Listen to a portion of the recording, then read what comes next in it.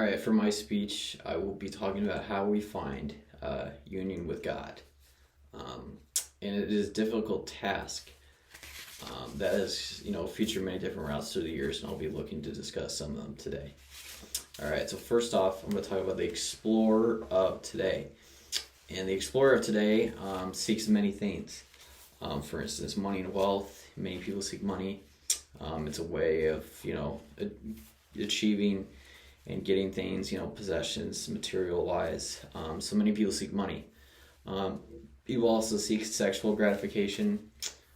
They seek power, food, or just many common things that people seek on a day-to-day basis. It's not even like a goal sort of thing, but it's just something that people always seek. And then that they're seeking those, I think it's important to note the declining influence of religion. So for my source, I looked up an article from the Washington Times, and it mentioned that only 34% of individuals identify with the community, a religious community. So like that's like a church, a synagogue, a mosque, something of that sort. Only 34% identify as that, and I find that to be a little distressful for just basically the times of today, and I think it's important to recognize that that is something that people are not seeking. So given this topic, I think it's important for people to follow these sort of like advice if they want to find that. So how we find this union with what we want, whether it's money, God, sexual pleasure, I guess, is through outward works, people doing good things, like giving to charity, Habitat for Humanity, that kind of stuff. St. Vincent de Paul Society are great examples of good works. And then you can also think of bad outside works. Obviously killing people, like serial killers get pleasure from that. Sexual gratification, obviously, it's just engaging in sex outside of like marriage, that kind of stuff, or like outward works in ways that people seek, unity and that kind of pleasure. And then for inward works, you can talk about like prayer and contemplation, that kind of stuff. That is, good examples of stuff people do inwardly. Meditation is a good example of inward works of contemplation. And then moving on, some of the means at seeking that union of pleasure through the natural world, God. We mentioned, I'll go through some of our examples in class. So these are good faith-based examples of means at seeking unity. So for instance, we read first about like the rule of St. Benedict. So monasteries are a great way of seeking unity through prayer and service, through their community on a day-to-day basis, doing the work of the church, and then like serving their local communities. That's a good way the monasteries feel that they can help both themselves and others. And then moving on, like heretics, they thought that they were, seeking a better union with God by disregarding some of the teachings of the church, even though, they were probably wrong. In theory, what they were trying to do was just a different way of seeking union with God. So their intentions were not bad, they were just misguided, basically. And then next, a good example is mysticism, that inward contemplation, like isolation sort of thing, where you just seek basically a spiritual marriage, a lot of the women said, with Christ, in which case they, share their experiences, their revelations, how can they better be basically, the spiritual spouse of Christ. And then lastly, we talked about the flagellants, who more of an out there, expression, but it's another way that they felt that they become closer to God by whipping themselves. Obviously they thought that by doing that they expunge them sins, that they become closer to God in that case. And while that seems far-fetched, it's a good example of a way that, people have sought union with God. And then so, giving examples of these unions, moving on to the next topic, are impediments to union with God. And then so past ones, you can look back all the way in time to like the Israelites. They struggled with idolatry. One of the most common stories is from like the Exodus, where they worship the golden calf. So like even for them, like God obviously was in their hearts and that's what they wanted, but they still deviated at times from that out of like desperation and stuff. And that just shows how difficult the journey to unity really is, in that it's even for the Israelites it was tough for them to stay focused the whole time, and that it's important to recognize that as it shows that we must always be careful not to sway at the first sight of distress, essentially. And then so another example is Augustine. We read about his confessions. He struggled with lust and selfishness, that arrogance that he couldn't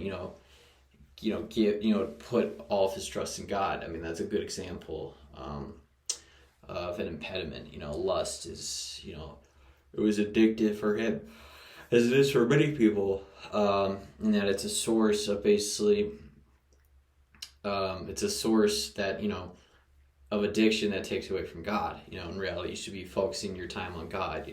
The old saying, you should spend at least an hour a day talking to God. If you spend all those other hours doing something else, then you don't never have any time for God.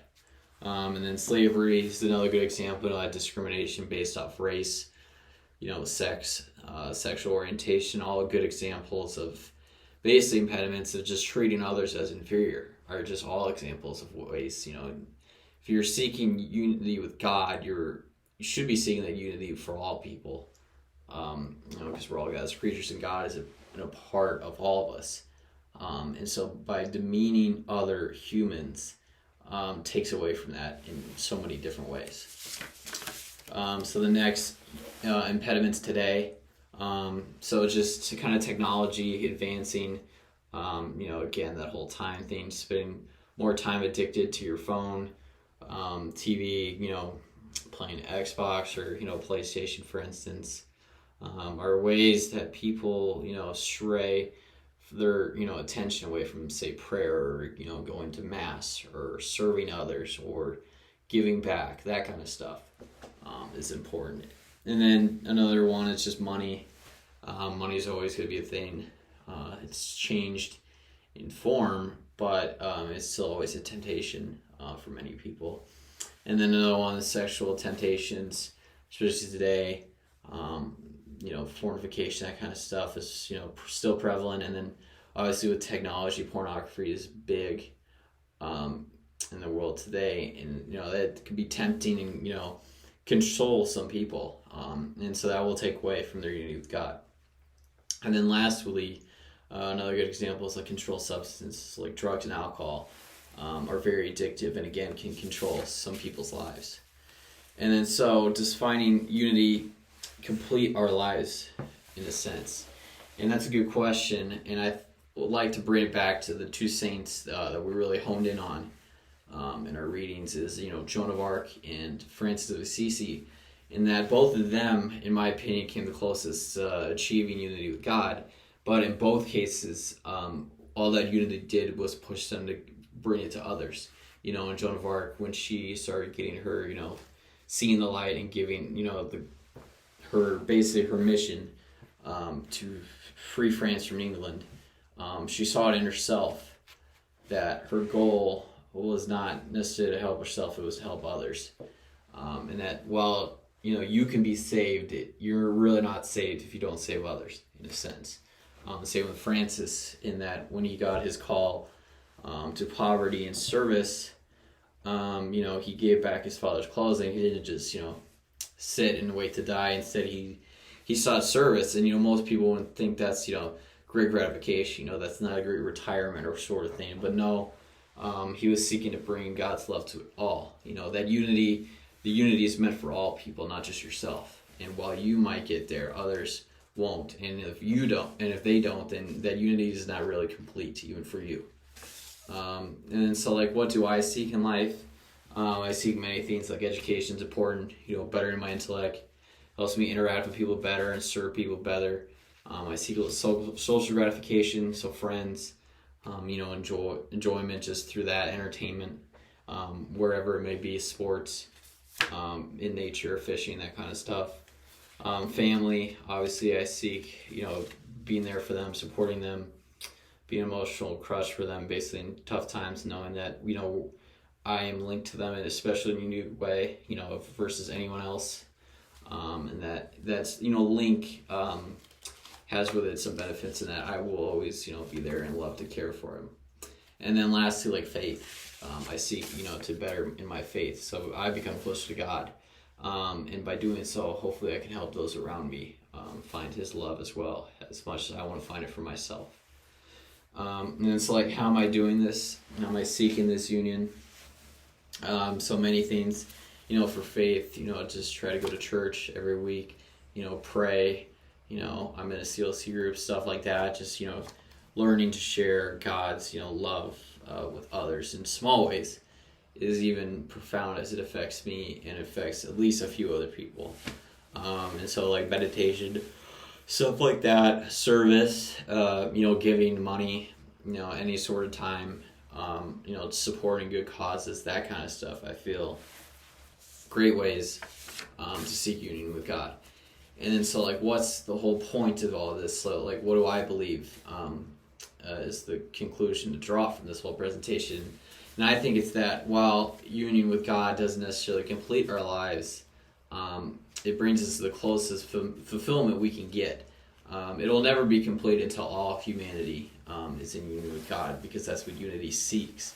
But I believe it's something worth, searching for, since by achieving that unity, we are in a way bringing ourselves closer to God and to others. So, thank you.